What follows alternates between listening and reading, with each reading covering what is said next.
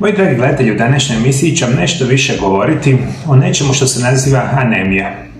Što je anemija, koji su glavni uzroci anemije, koji su prvi jasni simptomi da imate anemiju i što je još jako bitno na kraju emisije, ću vam dati neke nevjerojatne prirodne lijekove koje mogu pomoći na potpuno prirodan i siguran način ukloniti ovu bolest koju veliki broj vas ne primjećuje.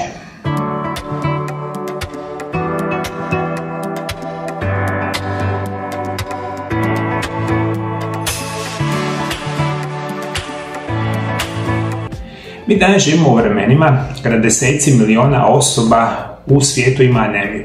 Veliki broj vas, nažalost, nema saznanja, zapravo ne primjećujete simptome anemije, što zapravo možda ponekad nije ni čudno. U današnjoj emisiji ću vam pokušati raščlaniti sve o anemiji. Što je anemija, koje su vrste anemije i da onda znate kasnije prepoznati koji su glavni razlozi da vi ne možete nikada izliječiti i prepoznati anemiju.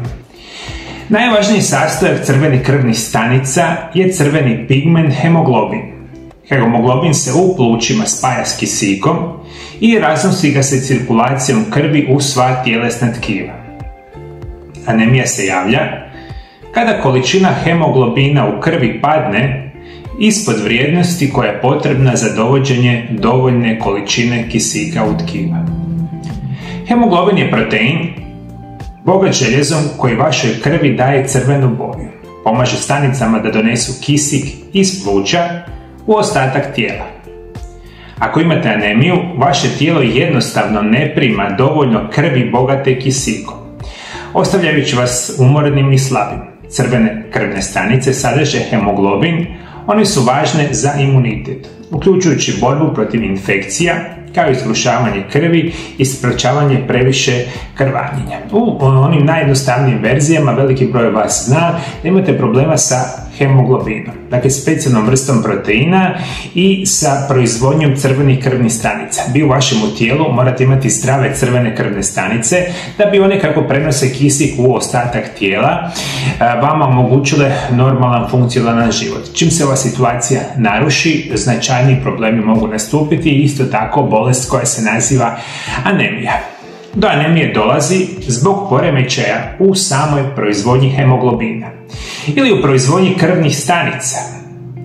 Za stvaranje hemoglobina potrebna je opskrba željezom.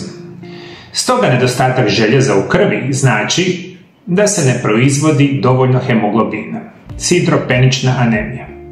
Zbog nedostatka vitamina B12 nastaje premalo crvenih krvnih stanica i proizvode se defektne crvene krvene stanice, perciniozna anemija. Nedostatak folne kiseline ima potpuno isti učinak. Ako se crvene krvne stanice pak stvaraju normalnom brzinom, ali se brzo uništavaju, onda njihov broj u krvotoku opada, hemolitička anemija. Zbog nasljednih poremećaja, kao što je anemija srpastih stanica, dolazi do patološkog hemoglobina. Anemija nije bolest, bolje rečeno to je simptom različitih bolesti. Sve što uzrokuje nemogućnost stvaranja crvenih krvnih stanica ili što uzrokuje uništavanje crvenih krvnih stanica može dovesti do same anemije. Ono što je danas recimo jako interesantno, naravno da ne postoji jedna anemija. Kasnije ću vam reći koja je anemija najučestalija, od koje najvjerojatnije vi patite, međutim anemija kao takva postoje mnoge vrste. U današnjoj emisiji ću vam reći koje su one najučestalije, od kojih ljudi najviše patite, pa da bi malo bolje shvatili samu problematiku same anemije. Anemija je široko rasprostranjeni krvni poremećaj, prisutan u gotovo 400 oblika, od kojih su neki, poput nedostatka željeza, lako izlječivi promjenom prehrambenih navika i dodacima željica, dok drugi oblici mogu biti opasni po život. S obzirom na uzroke anemija, razlikovat će se i simptomi, pa i sama terapija koja će biti primijenjena u pojedinim slučajevima. Ovo su tri osnovne grupe anemija. Anemija uzrokovana gubitkom eritrocita, odnosno hemoglobina, karakterizira polagani i dugi period krvarenja koji može proći posve neopaženo. Ovo krvarenje može biti uzrokovano gastrointestinalnim poremećajima, korištenjem nesteroidnih antiupalnih lijekova kao što je aspirin, a također može biti i posljedica menstrualnog krvarenja i gubitka krvi tijekom poroda. Anemija kao posljedica nedostatka sinteze eritrocita i hemoglobina može biti uzrokovana nedovoljnom proizvodnjom crvenih krvnih stanica ili njihovom disfunkcijom, pri čemu se krvne stanice smanjuju zbog nedostatka minerala i vitamina potrebnih za njihovo ispravno funkcioniranje. Anemija također može biti uzrokovana i hemolizom, odnosno razaranjem krvnih stanica. U takvom stanju stanice su krhke i ne mogu izdržati stres cirkulacijskog sustava. Rekao sam, svih mi danas poznajemo stotine vrsta anemija. Ovo što sam sad ove tri, ajmo reći, glavne ili potencijalne glavne anemije, to je samo jedan od onih manjih broja. Koja je najučestalija vrsta anemije koju mi danas poznajemo?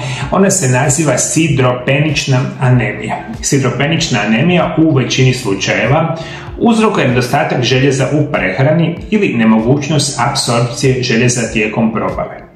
U ovom slučaju riječ je o najčešćem obliku sidropeničnoj anemiji, koja je učestala kod žena ženske populacije uslijed značajnijeg gubitka krvi menstruacijom tijekom trudnoće te dojenja.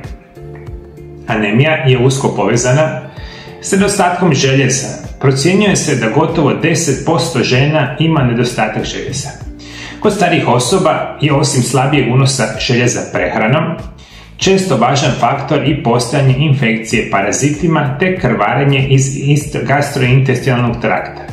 Također neki od uzroka sidropenične anemije su kronično krvarenje te razaranje eritrocita, hemoliza kao posljedica drugih bolesti. I kada razmišljate, a mislimo na negdje oblike 70% osoba, specijalno žene, imat ćete problema sa sidropeničnom anemijom, odnosno anemijom uslijed nedostatka željeza. Malo kasnije ću vam reći zašto zapravo se to događa, ali u najvećem opasnosti su naravno žene. I što je još interesantna situacija, veliki broj vas žena ni ne zna, a imate specijalne simptome da imate anemiju. Možda bi uz jednostavan promjenu načina života, kontroliran uzimanje pravilnih namirnica, koje ću vam kasnije isto tako reći, prirodnih lijekova, mogli lako riješiti vaše probleme, međutim, vi nažalost ni ne znate da imate sidropeničnu anemiju. Dakle, sidropenična anemija uslijed nedostatka željeza pogađa otprilike 10% žena i specijalno se ovo čak događa u žena koji su u predmenopauzalnom, menopauzalnom dijelu i starije. Postoje još određene vrste anemija. Osim najzastupljenijeg oblika sidropenične anemije, razlikujemo još neke rasprostranjene oblike. Aplastična anemija je vrlo ozbiljni oblik anemije koji u težim slučajevima može biti opasan po život. A posljedica je smanjene ili nikakve proizvodnje crvenih krvnih zrnaca koje je uzrok oštećenje ili neaktivnost koštane srče. Megaloblastična anemija uzrokovan je manjkom vitamina B12 ili folne kiseline, a ponekad se javlja i u trudnoći. Karakterizirana je razlikom u sazrijevanju rijezge i citoplazme zbog pogrešne sinteze DNK. Hemolitična anemija uzrokovana je preuranjenim raspadom crvenih krvnih zrnaca, pri čemu i koštana srž ne uspijeva nadomjestiti u dovoljnoj mjeri. Ova vrsta anemije prisutna je kod nekih autoimunih bolesti. Perniciozna anemija nastaje kao posljedica nedovoljne apsorpcije vitamina B12, a javlja se odraslih kao posljedica atrofije želuca. Kako vam kažem, moji dragi gledatelji, ja vam 25 godina liječim pacijente i danas stvarno radimo sa cijelim svijetom i moja osobna specijalnost je da vas putem zdravog načina života i prirodnih lijekova liječim od vaših bolesti i to vam je jedini ispravan način da se jednog dana oporavite od bilo koje bolesti i oboljenja. Nažalost, mi danas živimo u vremenima, ja sam toga osobni svjedok, da cjelokupni medicinski sustav jako loše funkcionira. Veliki broj vas traži uzroke bolesti, dijagnoze bolesti, jednostavno ih nikada ne možete pronaći. I što je još gore u svemu tome, vama se na osnovu nekakvih simptoma dijagnosticira pogrešna bolest i onda vi još dobijete pogrešne lijekove za bolest koju uopće nemate i onda nastaje more drugih problema. Nažalost, to je ta zapetljana situacija praktično u svim zemljama modernog svijeta. Rekao sam, ja to najbolje znam jer radim i sa pacijentima iz Europe, iz Sjeverne Amerike, iz Australije, svugdje apsolutno jedna te ista priča, a to je pogrešno liječenje, pogrešna dijagnoza i kasnije nemogućnost adekvatne izlječenja. Zato ja jako dobro znam da zdrav način života i prirodni lijekovi će vam dati najbolju šansu. I samo jako dobro shvatite. Dati ću vam cijelu skupinu simptoma koji ukazuju da možda imate anemiju. Njih imate dosta, ali ako ih lijepo shvatite i pogledate u svome životu, a možda nikada niste pomislili na anemiju, ove informacije vam mogu biti od vitalne važnosti. Koji su glavni zapravo simptomi anemije? Bez dovoljno crvenih krvnih stanica koje nose kisik u vašemu tijelu, nemoguće je prenijeti odgovarajuće količine kisika u mozak, tkiva, mišiće i stanice. Prvi jasni simptomi anemije, poput gubitka apetita, konstipacije, glavobolje, rast dražljivosti ili poteškoća u koncentraciji, često prolaze neopaženo. Prvi simptomi koji ćete vi primijetiti su umor, slabost, blijeda koža, brz i nepravilan rad srca, otežano disanje, bolovi u prsima, vrtoglavica, kognitivni problemi, depresija, lomljivi nokti, blijede usne, suhoća i osjetljivost usne šupljine, uključujući maglu u mozgu, poteškoće u koncentraciji, poteškoće s obavljanjem posla, hladne ruke i stopala i drugi znakovi promjene tjelesne temperature. Također biste trebali biti svjesni da u početku anemija može biti toliko blaga da često prolazi neopaženo neko vrijeme, ponekad čak i godinama. Ali simptomi anemije obično se pogoršavaju kako stadij napreduje, pogotovo ako problemu doprinosi više od jednog faktora rizika. I to je ono što je zapravo jedna od onih najvećih opasnosti. Vi imate anemiju, imate simptome kao slabost, kao umor, kao manjak koncentracije, poremećaji, recimo moždane magle, konstipacija, recimo neodređeni simptom koji može biti simptom mnogih drugih bolesti i upravo iz tih situacija, recimo gubitak apetita, vi nikada ne povezujete da imate anemiju.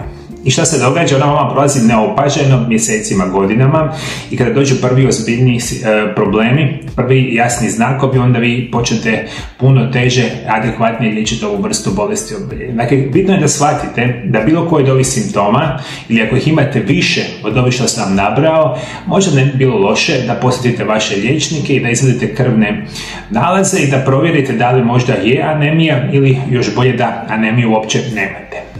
Koji su glavni uzroci anemije? Nedostatak željeza ili vitamina B12. To se može dogoditi ako ne jedete dovoljno ili jedete restriktivnu prehranu. Ili ako ste vegetarijanac, vegan, koji izbjegava životinjske proizvode.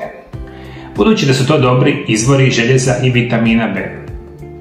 Vaše tijelo treba adekvatno željezo, vitamin B12, folat i druge hranjive tvari iz hrane koju jedete kako bi proizvelo zdrave količine hemoglobina i crvenih krvnih stanica. Dalje, žene razvijaju anemiju češće nego muškarci. Ukoliko ste osoba preko 50 godina, imate veću šansu dobiti anemiju. Trudnoća, gubitak krvi zbog menstruacije, kandida infekcija, autoimune bolesti, HIV/AIDS, reumatoidni artritis, bolesti bubrega, rak mogu izazvati anemiju. Ako imate problema sa bubrezima i anemijom, vaš eritropotein, glikoprotein koji kontrolira proizvodnju crvenih krvnih stanica, može biti isključen, a ako vaši bubrezi ne proizvode dovoljno, to može doprinijeti samoj anemiji. Dakle, anemija i kao takva je u uzroku ne samo nedostatku željeza, ne samo nedostatku vitamina B12, nego mnogi drugi poremećaji, poput lijekova, poput raka, kasnije ću vam još pričati o probavnim poteškoćama i mnogo toga, recimo restriktivna prehrana. Mi danas živimo u vremenima kada mnogi ljudi nemaju adekvatne informacije što je zdrav način života i što je prehrana. Konkretno što je zdrava prehrana. Nažalost, svako malo pratite najmodernije dijete koje vama na kraju krajeva uništavaju tijelo i zdravlje i da je cilj zapravo svih ovih dijeta da od vas izvuku što je moguće više novaca i da vi na kraju krajeva ostanete u neznanju, niste dovoljno educirani i pratite svaku novu modernu dijetu koju svaki novi poznati glumac ili ne znam koja poznata osoba koja je dobro plaćena, vama to sve lijepo manifestira, prikaže u reklamama i onda vi pratite neke strogo restriktne dijete, veganske, vegetarijanske, bilo koje druge dijete koje vas na kraju krajeva u velikom broju slučajeva osiromašuju sa vitaminima B skupine i sa samim željezom i jedan od razloga je zašto dobivate anemiju. Isto tako vodite računa, probavni problemi koji ometaju apsorpciju hranjivih tvari, kao što su upalna bolest crijeva, Kronova bolest ili čir, često uzimanje lijekova protiv bolova, osobito aspirina, koji blokiraju određene hranjive tvari. Ponekad je anemija genetski naslijeđena, a time i manje vjerojatno da će biti posljedica životnih čimbenika ili vaše prehrane. Unutarnje krvarenje. Određena medicinska stanja mogu uzrokovati unutarnje krvarenje, što može dovesti do anemije zbog nedostatka željeza. Ako imate endometriozu, možete imati težak gubitak krvi tijekom menstruacije.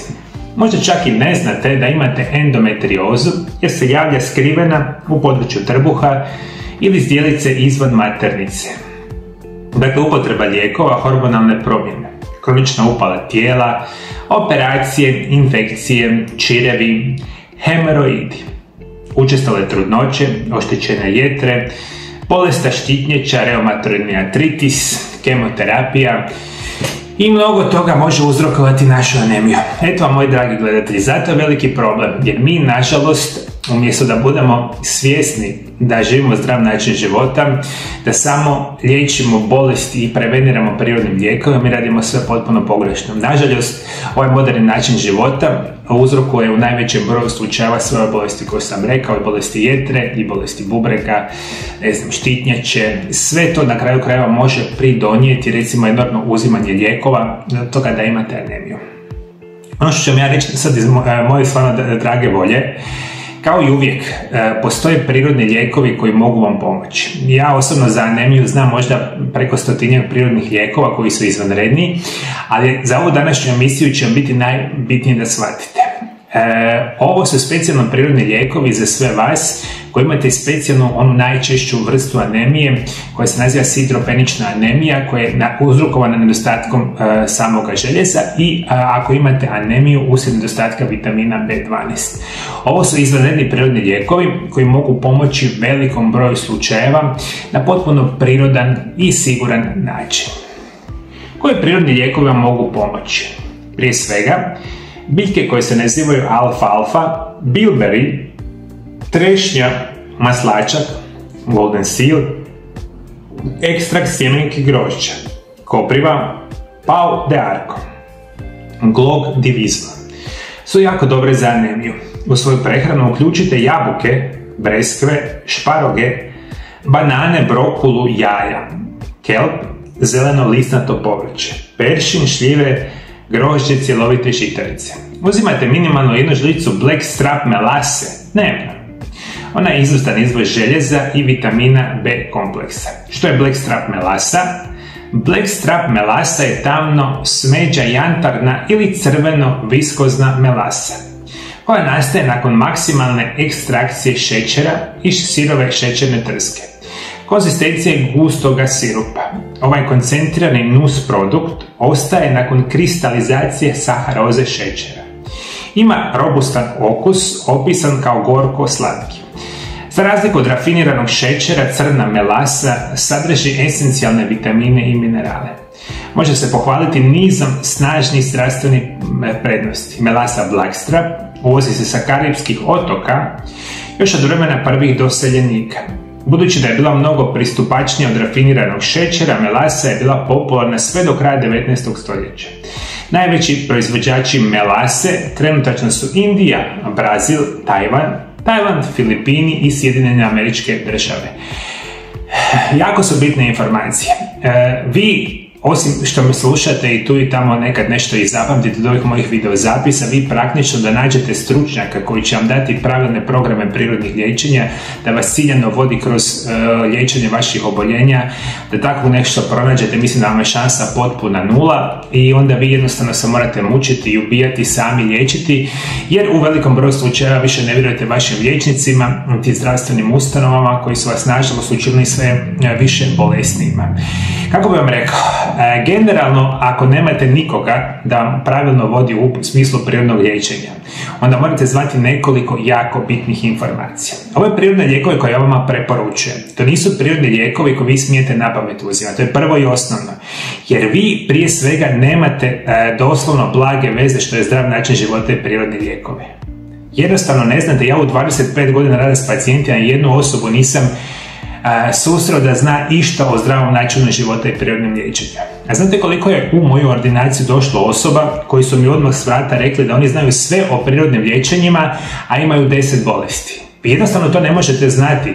Ja koji nakon, ne znam, od 1991. sam u medicini. Dakle, računajući do danas, to je 33 godine, učim desetljećima, još ni blizu ne znam ono što bi trebalo znati. Kako vi išta možete znati nakon što u životu niste pročitali jednu knjigu o zdravom načinu života? I znate šta sad dovodite? Dovodite se u situaciju radi needuciranosti, počnete vjerovati svakom prvom prevarantu ili svakoj prvoj reklami koju vi vidite na televiziji, internetu i ko vas neko nazove. Da ovo još jednostavnije shvatite. Kada govorimo o prirodnim lijekovima, ja sam vam ovdje nabrao 10 prirodnih lijekova i više potencijalno za anemiju. Vi kada kupujete takve prirodne lijekove, oni mogu biti u prahu, kapsulama, tabletama, tinkturama i slično, recimo čajevima, ali oni se moraju uzimati samo od najboljih svjetskih proizvođača koji su najbolji na svijetu. Danas vam je otprilike 95% prirodnih lijekova koje vi kupujete kompletno smeće i vi lijepo uzmete i to svoje malo novaca što imate dajete prevarantima i kompanijama koji su vas samo izreklamirali. Ja sam osobno toga svjedok svaki dan. Svako malo moje ime i moju pojavu nađu na internetu i zalijepe na svoje proizvode i onda kao da ja prodajem njihov proizvod. Nikada u životu nisam reklamirao niti jedan proizvod jer znam da 95% proizvoda koje kupujete kompletno smeće. Nemojte molim vas biti naivni misleći da ćete popiti tabletu ili ćete se namazati nekakvom kremicom i da ćete biti zdravi. Nećete biti zdravi. Vi ćete biti zdravi samo ako imate kompletan ciklus i kompletan program prirodnog liječenja, kompletan nutricionizam i da onda znate koji su najbolji prirodni lijekovi od najboljih proizvođača na svijetu. I da si možete pomoći. Inače, nemojte se ni truditi. Zašto kupujete sve te silne nikakve prirodne lijekove? Zašto? Zato što ste vidjeli na reklami i neko vam tamo lijepo napiše sad ćete popiti ovo i za 3 dana ćete biti ko aviona. Imate 10 bolesti, 10 godina. Nemojte molim vas biti naivni. Morate se, rekao sam, ako išta mora dodatno educirati. Ako nemate pristup medicinskim stručnjacima koji mogu pomoći, možete se u najmanju ruku početi čitati knjige o prirodnim lijekovima, zdravom načinu života, pa onda sami sebi pokušati nešto kombinirati. Molim vas, jer u najvećem broju slučajeva radite sve potpunosti pogrešno. Još jedna informacija za kraj emisije. Učinite kompletan pregled krvi da bi utvrdili da li imate nedostatak željeza. I to sve morate znati prije nego počnete užimati željezo u obliku dodataka prehrani. Previše željeza u krvi može oštetiti jetru, gušteraču, srce i imunitet. Dodatke željeza smijete uzimati samo u nadzor stručnjaka. Uzimanje previše ili premalo željeza može biti ekstremno štetno. I to je ona ključna situacija što veliki broj radi na najveću grešku.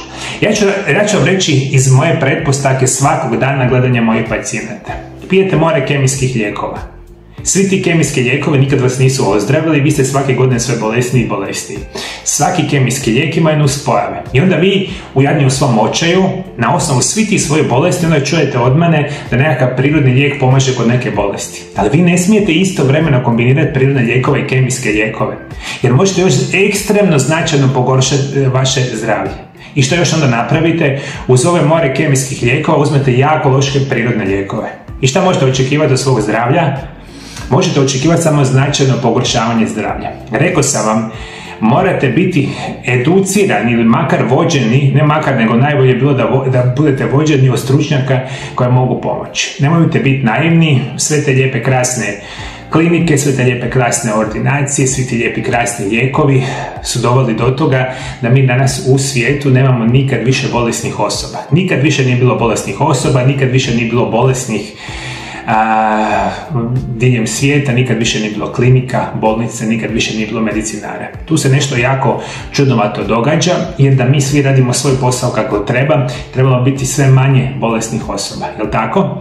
A ne da bude sve više bolesti. Tako je problem sa samom anemijom. Za kraj, moji dragi gledatelji, htio bih vam dati jedan citat iz Biblije i s tim ću vas ostaviti u današnjoj emisiji. I za kraj želim vam dati citat iz Biblije. Ovo je evanđelje po Mateju 13.4. Izađe sijač da sije. Dok je sijao, neko zrno padne kraj puta i dođeše ptice te ga pozobaše. Neko padne na kamenito tlo, na pitku zemlju. Brzno izniknu, jer nemaše duboke zemlje. Ali kad izađe sunce, uvanu od žege i jer nemaše korijena, posahnu. Neko opet padne u trnje i trnje izraste te ga uguši. Neko napokon pade na dobru zemlju i donese rod. Jedno struk, stostruk, drugo, treće, tridesetorostruk. Tko ima uši, neka čuje.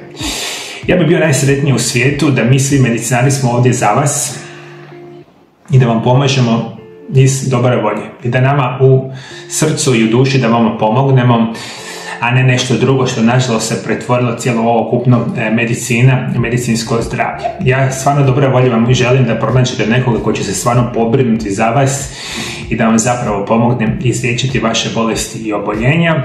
Jedan od tih načina kako trebate se voditi upravo Biblija i katolička vjera. Hvala lijepo što me pratite me i dalje do druge emisije. Lijep i ugodan pozdrav! Zadnjih 25 godina i nakon završetka fakulteta liječim pacijente danas iz cijeloga svijeta. Moja osobna specijalnost je da vas putem nutricionizma i prirodnih lijekova preveniram i naučim kako da liječite bilo koju bolest modernog čovjeka. Isto tako, ako ste osoba koja ima problema sa zglobovima, leđima, artritisima, koljena, kukova i sl., onda možete doći u moju ordinaciju gdje ćemo koristiti medicinske metode, fizikalne terapije i rehabilitacije u kombinaciji sa mojim metodama prirodnih liječenja i programima da izliječimo vaše tegobe. Imate dvije mogućnosti kako ja vam mogu pomoći. Prva opcija je da dođete u moju ordinaciju i zato ukoliko želite nazovite broj telefona +385 98 91 79 200. Isto tako nas možete kontaktirati putem Vibera ili Whatsappa gdje možete dogovoriti liječenje u ordinaciji. Druga opcija moje pomoći svima vama biti će moje telefonske konsultacije. I zato svi vi koji me sada slušate iz Sjeverne Amerike, Južne Amerike, Europe, Afrike, Bliskog istoka, Australije ili Azije, ja vam danas radim sa cijelim svijetom, možete odmah nazvati moju ordinaciju i dogovoriti moje konsultacije. Ja ću vam drage volje pomoći i naučiti vas kako se putem prirodnih lijekova i nutricionizma liječe vaše bolesti. Isto tako sam autor 3 knjige o nutricionizmu i prirodnim lijekovima. Ove moje 3 knjige vas uče kako da znate sami sebe obraniti od najgorih bolesti modernog čovjeka. Sve ove 3 knjige imate sada odmah kupiti na mojoj službenoj internetskoj stranici mariolab.hr. Sve informacije imate dolje ispod video zapisa. Knjige su prevedene na hrvatski, engleski jezik i na druge jezike. Sve informacije imate na mojoj internetskoj stranici. Iskoristite mogućnost, ja ću vam drage volje pomoći ili u ordinaciji ili putem telefonskih konzultacija iz bilo kojeg kraja svijeta, slobodno mi se javite.